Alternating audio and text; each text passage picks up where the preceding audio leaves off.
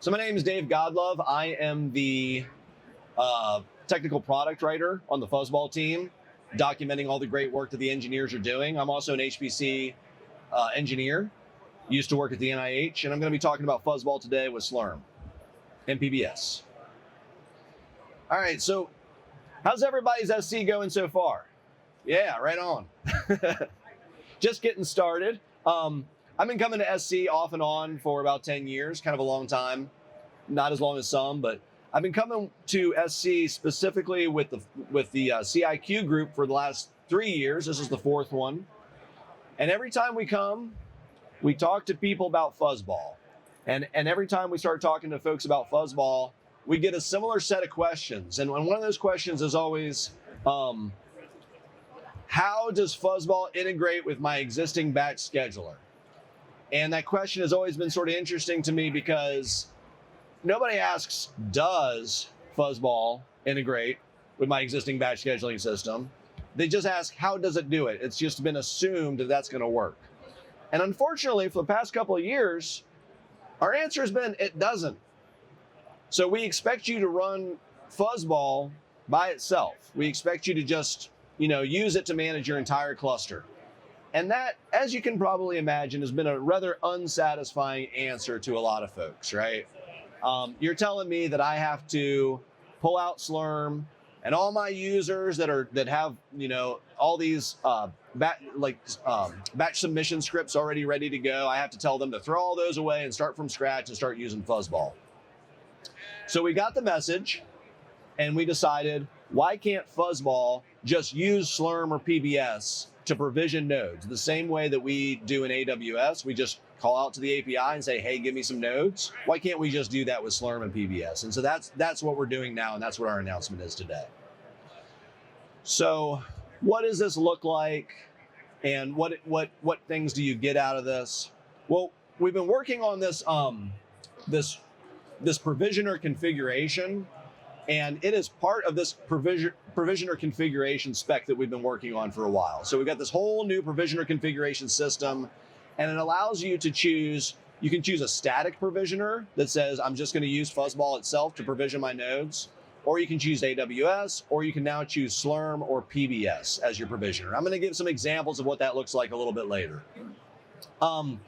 You can specify within that provisioner definition your resources. So you can fully specify things like, I got a pool of CPU nodes, I got a pool of GPU nodes, I got a pool of high memory nodes. And critically, you can also attach a cost to those. So you can track, how much usage your users or labs or groups or whatever are using at the end of the month, and kind of have a good idea of what they cost you.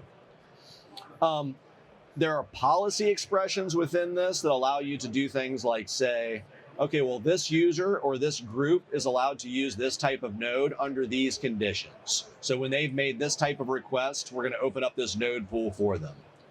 And the way that we've done this means that you can keep your scheduler essentially.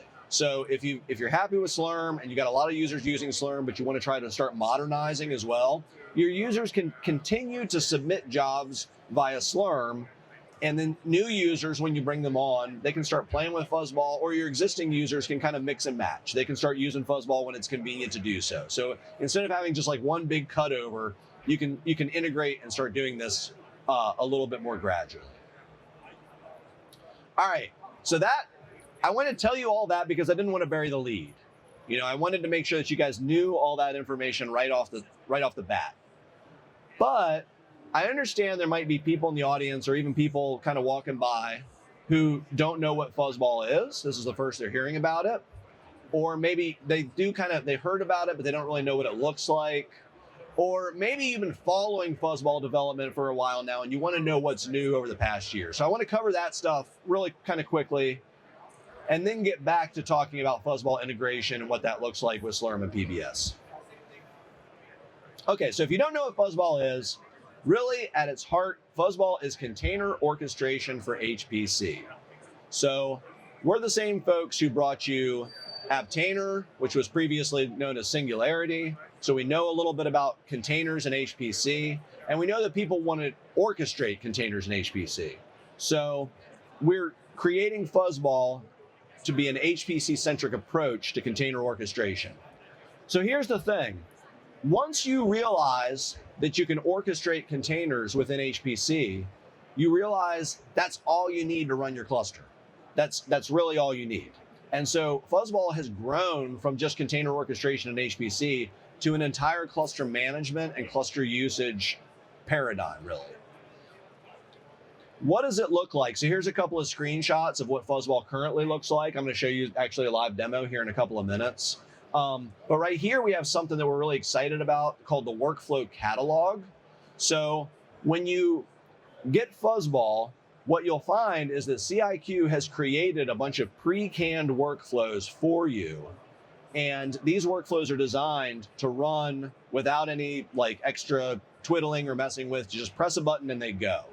And those are going to be installed directly with Fuzzball. You're going to get access to those right off the bat.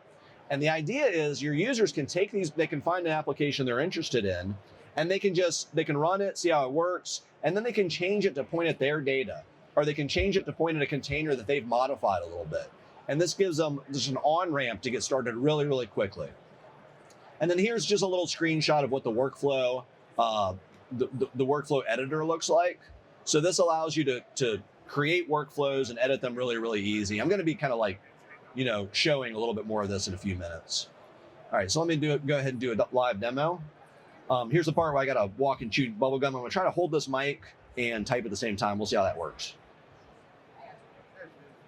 Oh, thank you very much, Lindsay. Okay, so here's an actual instantiation. Here's an actual instantiation of Fuzzball.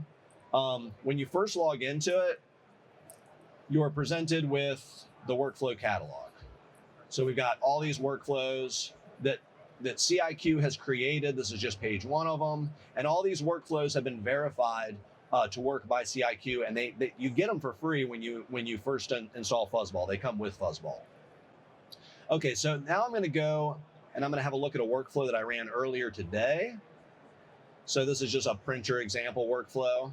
Actually, let me go back to the workflow catalog. I'll show you where this example actually is. So this is a very simple little demo workflow. And all it does, I'm going to run it. This is what it looks like to use the workflow catalog. So it used to be previously that you would have to write YAML. You wouldn't have to write YAML because we've got this workflow editor, which allows you to create YAML files just graphically by moving boxes around and stuff. But it used to be that you would have to write this YAML. Now, you just go in and you say, okay, well, here's my default container. It's Alpine, but I can change it to something else. Here's another default. How many seconds do I want this job to run? These could be defaults like, where's my S3 bucket that's got my data? Where's my S3 bucket where I want to save data? You know, how many resources do I need? Do I need GPUs? How many? There could be all kinds of different things here that you could change. This one is very simple. It's just got two different things. I like the defaults. I'll just go ahead and run it. I'm going to call it printer example. And I'll go over here to the status. Actually, let me go over to the status real quick. So now what's happening behind the scenes here, this is running on AWS. And so what's happening behind the scenes here is that Fuzzball has accepted the YAML file that I gave it. And it's saying, okay, I've got this single job workflow and I just want to run this one job. And then I know how many resources I need, so I'm going to allocate the AWS resources. I'm going to land the container on them. I'm going to start the command inside the container. And then at the end, I'm going to spin down all the resources so you're not stuck paying for them. So that's kind of what's happening behind the scenes. And that's going to take a few minutes to actually get those AMIs spun up and do everything that we need to do. But of course, once it gets started, it's going to run pretty quickly. On-prem, you don't have to worry about all this, right? This is basically either as fast as Fuzzball can see that it's got resources available if you're using the static provisioner. Oh, I can hold this for a minute if you like. Sorry. Either as fast as you can, get resources through the static provisioner, or as fast as Slurm can allocate resources or PBS can allocate resources for you. But it takes a little longer in the cloud. I've got another one, of course, that I've already started and finished. And so if we look here, what's actually happening here is this thing is just printing a number. It's just counting seconds. And so if we go in here and we look at the logs, it's just counting, 1 to however many seconds all the way through. That's what this job does. So now bear in mind, anything you can do through the user interface here in Fuzzball, you can also do with the CLI. You can also do programmatically. This is all API driven, so you don't have to use this. You could retrieve these logs at the CLI if you wanted to, or you could retrieve them programmatically or do whatever you want to do. I've showed you an extremely trivial example. Let's say if I opened this up in the workflow editor and I wanted this job to be able to use MPI, I would say multi-node, and I would specify the type of MPI that I want to run and how many nodes I want. And then that's it. Now it's an MPI job. Let's say I would want this to be able to use GPUs. I would come over here and I would say, okay, let me add a device. And I'll just add a nvidia.com/GPU. We've got ways with annotations to actually specify the type of GPU and get a little bit deeper into that. But it's very, very simple and very, very HPC focused. So that's a very, very quick look and feel of what Fuzzball is, what it does, how it does it. If I can catch this workflow now, I'll go back here later and see if I can catch the workflow running. I don't know if I can or not, but all right, let me go back to my slides.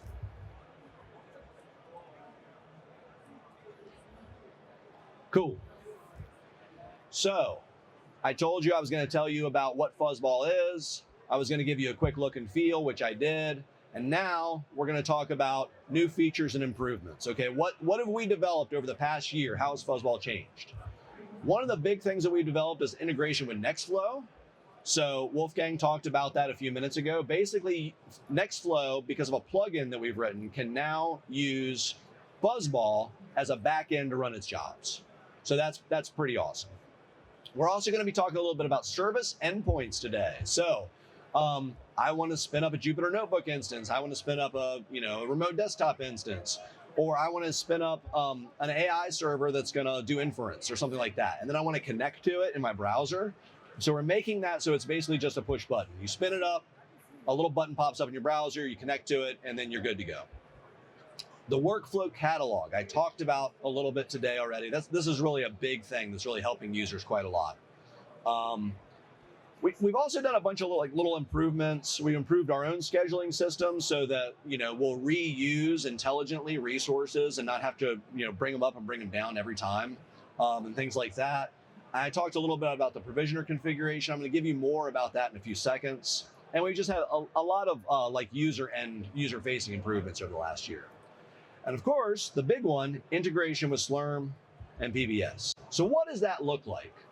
Well, now we're going to get a little bit more technical because I'm going to start talking to the admins and how you integrate your cluster, your Fuzzball cluster in with Slurm and PBS from an admin point of view. So it's all YAML. And so basically, you can say, all right, in this YAML, and we've got all these examples in the documentation for how to do this, and we're going to create a user interface that allows you to do this programmatically too. But so basically you say, okay, what provisioner do I want to use? Maybe I want a static provisioner.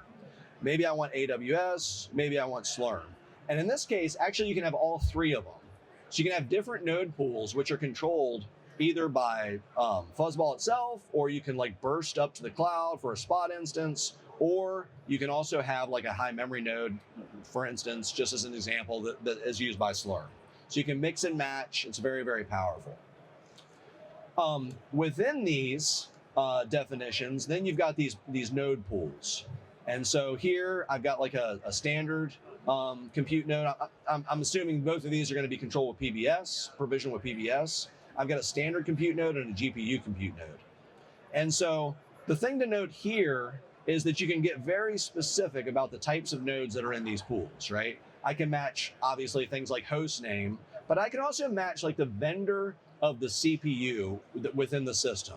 And I can match, the number of CPUs. I can even get down to the operating system. I can say this particular pool of nodes has this particular operating system.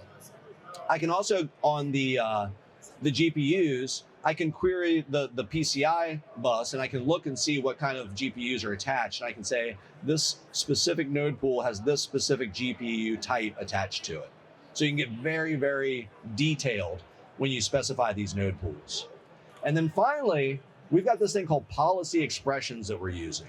And policy expressions allow you to say, okay, well, I got a bunch of GPU nodes. They're specified for machine learning workflows. So I'm going to say that only You can only get one of these GPU nodes if you are in the organization AIML and you request the nvidia.com/GPU device, for instance. And then let's say I got a spot instance down here, and I only want it run for services for some reason. So I can say, okay, well, I'm only going to allow you to use this if you enable this cost optimization feature. You say, I want this to be a cost optimized job, and I'm going to run a service. And so on and so forth, high memory. So I can, you have to request greater than or equal to 128 gigs. And then you might have some like legacy nodes laying around. So let's just say, okay, you have to specify legacy in order to use that partition. Okay, so just kind of like to sum up, kind of told you a little bit about what Fuzzball is, gave you a look and feel demo of Fuzzball, told you a little bit about how we've been developing Fuzzball over the past year. And the big thing that I'm talking about here is integration with Fuzzball with your existing batch scheduling system, Slurm or PBS. And you can keep that batch scheduling system. Your users can continue to run their PBS and Slurm jobs as they're developing familiarity and getting interested in Fuzzball. Okay, so thank you very much. And I hope you enjoyed the talk, and I hope you continue to enjoy ESC.